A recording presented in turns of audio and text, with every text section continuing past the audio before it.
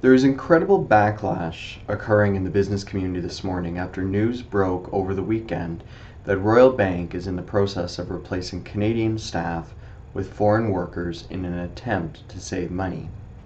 Now that the ketchup is out of the bottle, so to speak, and the federal government is investigating, RBC is backtracking and saying no one is losing their jobs.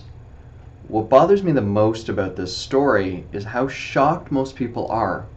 I've never understood why Canadians trust implicitly the actions of the banks.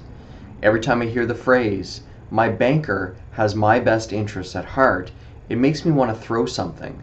And then hearing that the federal government is going to investigate makes me laugh uncontrollably. The banks in Canada control north of 97% of all wealth in our country, and they are the government's #1 collection agency for taxes and government revenues. You really think for a second that the government is going to take a stance against Canada's largest bank? When I hear stories about things like what is happening with RBC, I'm reminded of a true banker who kept the consumer at the forefront, a man by the name of Amedeo. You see, at 5:12 a.m. on April 18, 1906, Amedeo Peter Giannini felt an odd sensation, then a violent one, a slight, almost unknown shift in his surroundings, kind of like a train or thunder. 1 second, 2 seconds, then bang! His house in San Mateo, California began to pitch and shake to, fro, and up and down. 17 miles north in San Francisco, the ground liquefied underneath hundreds of buildings, while heaving spasms of more solid ground catapulted stones and cascades into the street. Walls collapsed, gas mains exploded, fires erupted.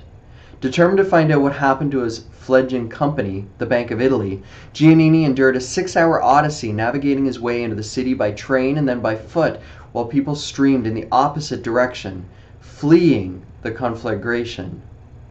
Fires swept towards his offices, and Giannini had to rescue all the imperiled cash sitting in the bank. But criminals roamed through the rubble, prompting the mayor to issue a terse proclamation. Officers have been authorized by me to kill any and all persons found engaged in looting or the commission of any other crime. With the help of 2 employees, Giannini hid the cash under crates of oranges on 2 commandeered produce wagons and made a nighttime journey back to Santa Mateo, where he hid the money in his fireplace. Giannini returned to San Francisco the next morning and found himself at odds with other bankers who wanted to impose up to a 6-month moratorium on lending. His response? Putting a plank across 2 barrels right in the middle of a busy pier and opening for business the next day. "We are going to rebuild San Francisco," he proclaimed. Giannini lent the little guy when the little guy needed the most. The Bank of Italy is what we now know as Bank of America today, and they stand the test of time that one person, one moment in time, can change the course of the future forever. Giannini did not let his circumstances or others' opinions deter him from his passions and his desire to make a difference.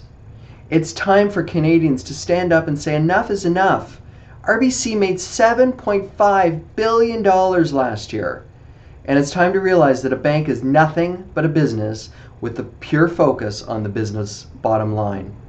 I believe there is a time and a place where money can meet morality, but it starts with a conversation and a concerted desire to make a positive difference for the people you love and the causes you care about.